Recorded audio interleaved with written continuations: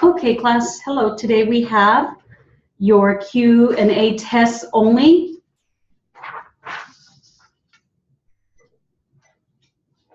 So make sure that you access the speed building before you listen to your tests only, okay? So proper names that come out on your 200 Q&A. Number 1, Lisa Ann Marie or Murray, Cardiff Street, Palm Beach, Florida.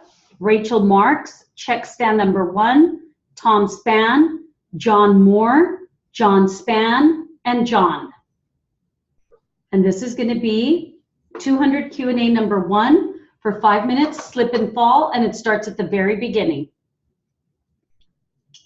For identification, give me your full name. Lisa Ann Murray. And spell your last name. Murray. And spell your first name for the court reporter. Lisa, Lisa. Thank you. And your home address? 426 Cardiff Street, Palm Beach, Florida, 11226. Do you recall an incident involving a customer by the name of Rachel Marks?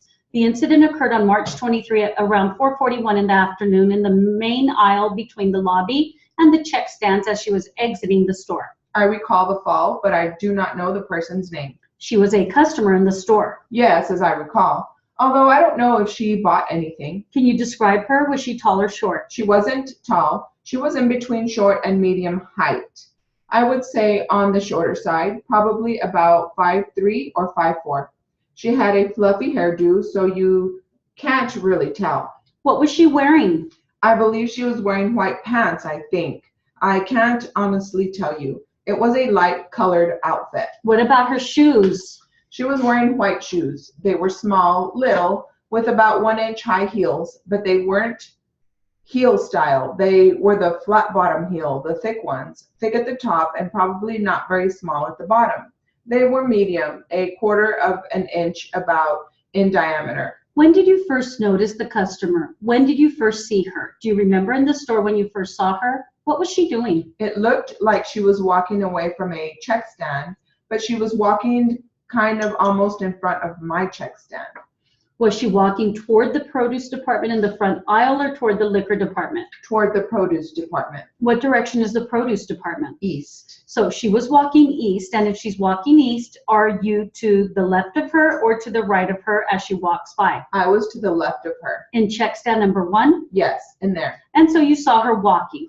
Was she walking fast or slow or average? Do you know? She wasn't walking fast. She was walking average. No one walks fast in the store. What did you notice about her? What brought your attention to her? Why did you watch her? Do you know? Well, she had this bag under her hands, kind of like this.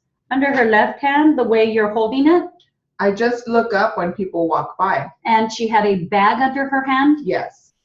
And was it rolled up or was it hanging? It was a brown paper bag, the large size bag. It was old. It was wrinkled. And something was in it because it was rolled down. The top of the bag was rolled up, and she was carrying it underneath her arm. Was she carrying anything else in her other hand? Do you remember? She was carrying a plastic bag in her hand, the groceries she had just purchased. Was she walking okay? Did she look like she was in a normal gait by the way she was walking? Did you notice? Yes. Was she trying to do anything? Yes. It looked at the time as if she was trying to balance it, like while she was walking. She may not have had a proper grip on her items, and it looked like she was trying to balance it. And then what happened? Do you recall? It looked like she was trying to balance it. She slid, and she was trying to not lose her products on the ground or whatever she had. That she was trying to balance them other than trying to balance herself. She slid, and she slid for a little while. She slid on her back heel, and she lost her balance.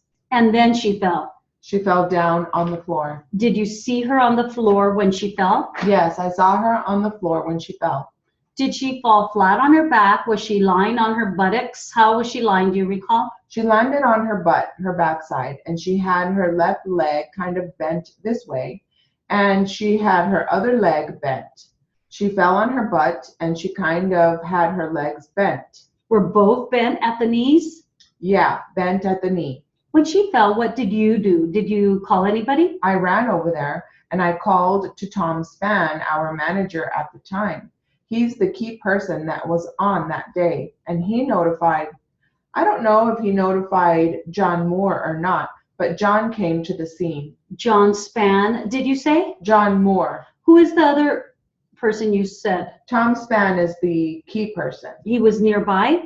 I turned around to him and said, John, we need assistance over here. And where was he located? He was inside the courtesy booth at the time. Did you go to the scene? Yes, it was right next to my register. Was there anybody in your check stand at the time? Yes, there was a customer in my check stand at the time. You just let her sit there a minute?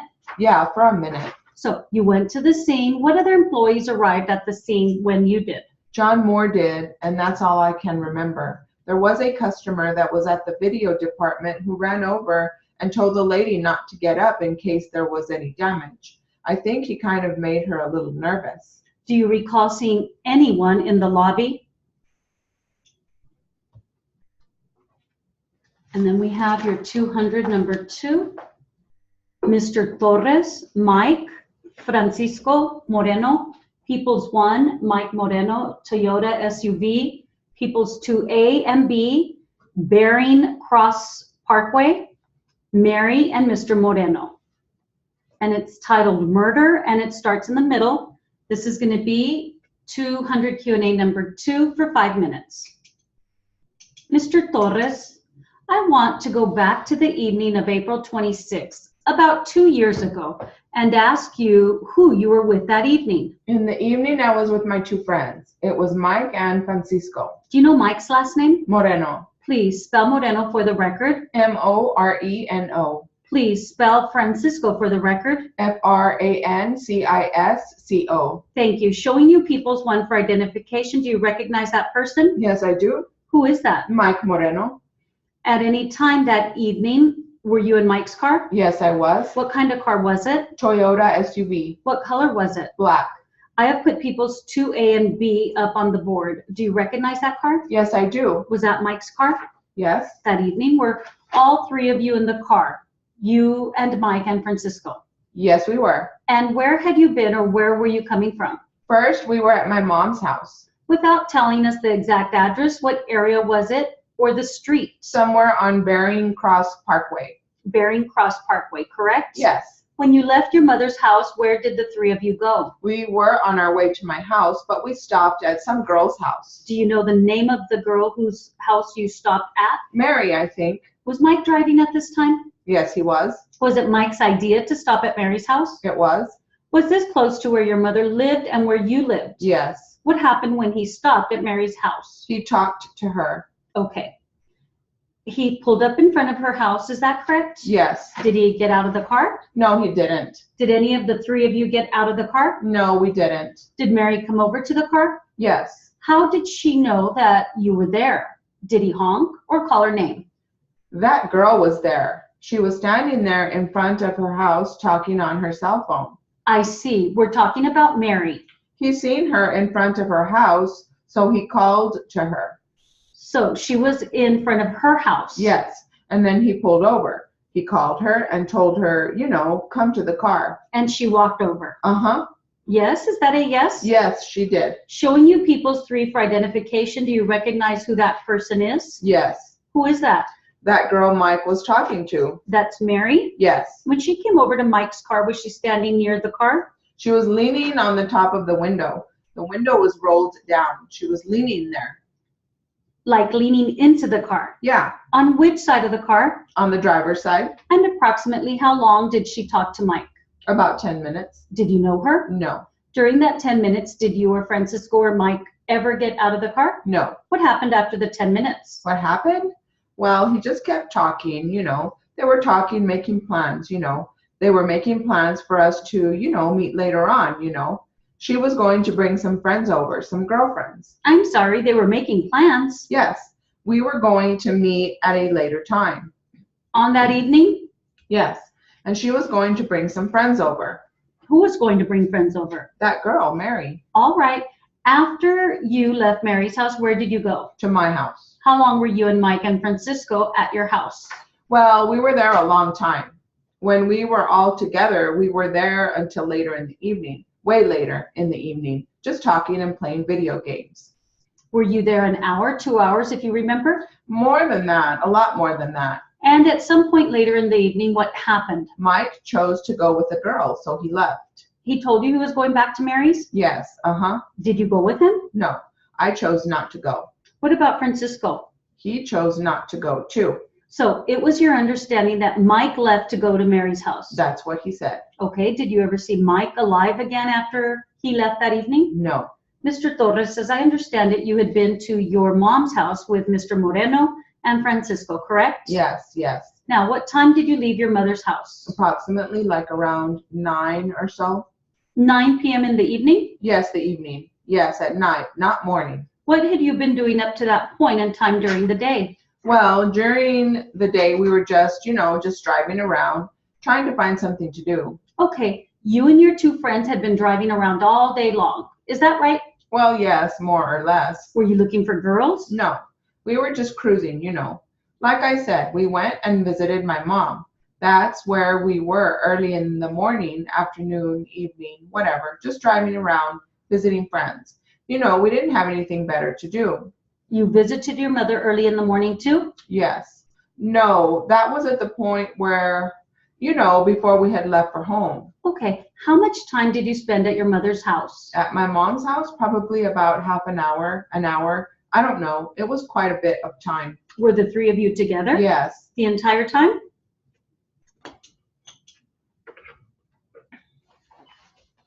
Okay, and so now we have our 180s. Let me give you some proper names that come out. You have Elizabeth S. Downey, Terrace Street, Kate Robbins, Mary Mitchell, Kate Catherine, Mary, Social Services, Bruce Miller, Spring Elementary School. Okay, and this is going to be 180 for 5 minutes, and it's number 1, and it starts at the very beginning. All right. Would you spell your full name and spell your last name for the record? Elizabeth S. Downey, Downey. Where do you live? 2534 Terrace Street. How long have you lived there? About 4 or 5 years. Do you have any children? Yes, I do. Who are they? Kate Robbins and Mary Mitchell. Could you spell Kate, please? Cate. Is that short for Catherine? Yes. How old is Kate? 7. And how old is Mary? 13. Do both of them live there with you? I've got Kate with me, but Mary lives with my mom. Why does she live with your mother? They took her out of the home. Who took her out of your home? The social services did. Did they file a court order with regard to her being taken out of the home? Yes, they did. And have you been attending court for that? Yes, I have. Have you been required by the court to engage in certain treatment plans, any counseling, or that type of thing? Yes, I have. Do you know Bruce Miller? Yes, I do. How do you know him? He's my boyfriend. He has been for 13 years. Is he the father of either Kate or Mary? No, he's not. Not to my knowledge. During that 13-year period, who had been his relationship to the children? He's been a father figure. He's given the girls everything they've needed that I can't provide for them. Talking now about your daughter Mary, she's 13 now? Yes, she is. Has Mary had any behavioral problems? Yes, she has. When did this start? When she started middle school. How old would she have been then? She would have been 12. And what grade is she in now? 7th. So she would have started 6th grade in 1991. Yes. What problems did she have before she started middle school? The first couple of months she was fine, but after that she started coming home with an attitude problem. I guess she wanted to start wearing makeup and then hairspray, and I would deny her from doing that, so she started fighting with me. Okay, up until the fall of 1991, how would you characterize your relationship with Mary? We were not getting along. You weren't getting along? No, we weren't getting along. And what were her problems prior to her going to middle school? When she was going to middle school? No, before she went to middle school. She was going to Spring Elementary School, and she was doing great. She didn't have any problems. And how was your relationship with Mary? During that time? Yes, during the time before middle school. We were doing great.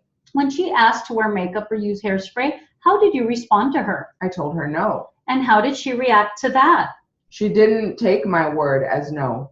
What type of behavioral problems did Mary engage in that caused you concern? When she was going to school, When she got to middle school. she started ditching school. What do you mean by ditching school? They would call me up and let me know that she hadn't made it to school. And then when I confronted her about it, she lied. But I caught her lying about it. And how did you know she was lying? One of the mothers called me up. And then she was caught in a house with some other people. Now, are you usually home in the day? Yes, I am. And when Mary stays at home, if she's ill or something like that, do you stay with her? Yes, I do. Do you ever let her stay home for no reason? No, I don't. If she has a reason to stay home, do you call into the school and excuse that absence? Yes, I do. So prior to November of 1992, you knew that Mary was ditching school. Yes. Are you aware of any other items that Mary has been untruthful with you? No, I am not. Does Mary have progress reports at school? Yes, she does. And her teacher is required to sign those? Yes. Has she received progress reports recently? Yes, she has. Have those progress reports been signed to your knowledge? No. She's had her friends sign them and bring them home to me. I caught the same signature on it. That's how I caught her in a lie. So she's had her friends sign her progress reports. Yes. She takes it to one of her friends and they sign it for her. Has Mary ever talked to you about staying after school? Yes, she has. What has she told you about that? She asked to stay after school and I told her not to stay after school. It's too far from our house. If there was any activities going on at school, I told her she couldn't go. I told her to come right home after school. Did she do that? No, she didn't. Did she tell you where she'd been? She'd lie and say she was at a friend's house. What would she lie about? About a lot of things. Was she at a friend's house? No, she was staying after school, but she would say she...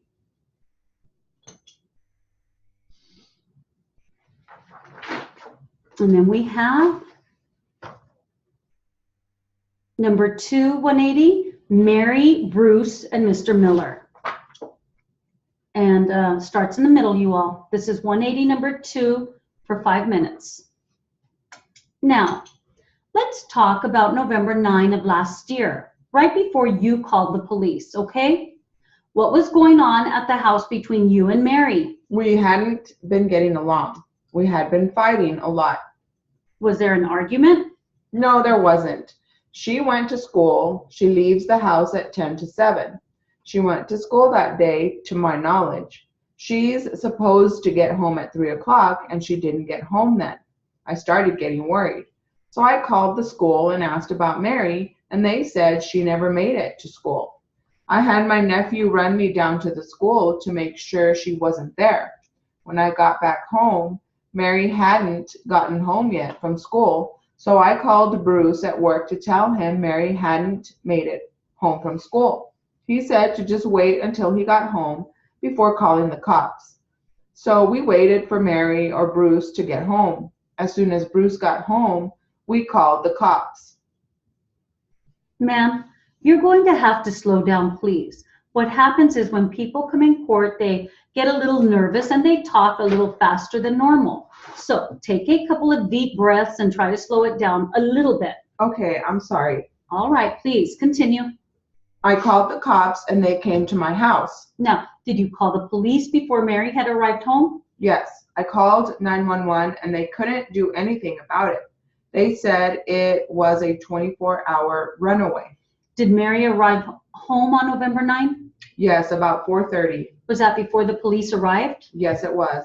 Did you argue with Mary that night when she got home? Yes. About what? Why she didn't go to school. What happened, if anything, during the argument? She took off running away from me. Did she do anything in the house before she ran off? No, she didn't. So she ran away, then what happened? I ran after her and brought her back to the house. Then she ran into the bathroom and locked the door. Then she busted out the window. All right, did the police arrive before or after the window was broken? After. When she arrived home that day on November 9, before the police got there, did she appear to be her usual self to you? No, she didn't. What did you notice about her? Her eyes were all red, like she had been drinking or smoking something, because she wasn't the same Mary. And what happened when the police arrived? I told the police officer what had happened about her ditching school and busting the window out. I told them I thought she had been drinking or something.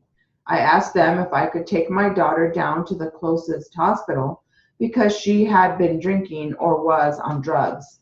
And then what happened? Then Mary confronted me and Bruce and the police and told us what's been happening. That's why she had been acting the way she had been. What did she say to you? That her dad or her stepdad or Bruce had been touching her. Now, talking about November 9th, had she mentioned that to you prior to saying it to you all? You, Mr. Miller, and the police on that day? Yes, she had. All right, let's go back a little. Before the day of November 9th, did Mary ever talk to you about this allegation? Yes, she told me once before. Okay, well, let's talk about the day she was taken out of the home. Did she mention anything about Mr. Miller then? On that day? No. Did she mention anything before that day? Yes, she did. Do you recall when that was? Oh, I guess it was in August. What did she say? That Bruce had been touching her? Did she tell you anything else? No, she didn't. What did you do when she told you this? I just blew it off. I didn't think that Bruce could be touching her because they get along so well. I didn't think anything of it. Did you ask her about it again? No, I didn't. You stated that Mary is now living with her grandmother and grandfather, your mother and father. Yes, she is. What type of a relationship does Mary have with her grandparents? They get along very well. Mary is my mom's favorite granddaughter. Has Mary ever told you anything about wanting to live with her grandmother and grandfather before November of last year? She's always wanted to live with her grandparents. She'd always mentioned it to me. They let her do whatever she wants, wear makeup and hairspray. She runs around at all hours of the night. They let her get away with whatever she wants. Did you object to Mary going to live in another town with her grandparents? No, I didn't. Did you visit with Mary from time to time? Yes, I do. Are you still seeing or living with Mr. Miller? Yes, I am. It's true, this defendant has lived with you over the years? Yes. When Mary said Mr. Miller had been touching her, what did you do, if anything? Nothing. But I did talk. Okay, well, that concludes your test. They were very good. Hopefully you all type them up and get one. This is already the 7th week. You also make sure that you're trying your hardest, okay? Have a great day.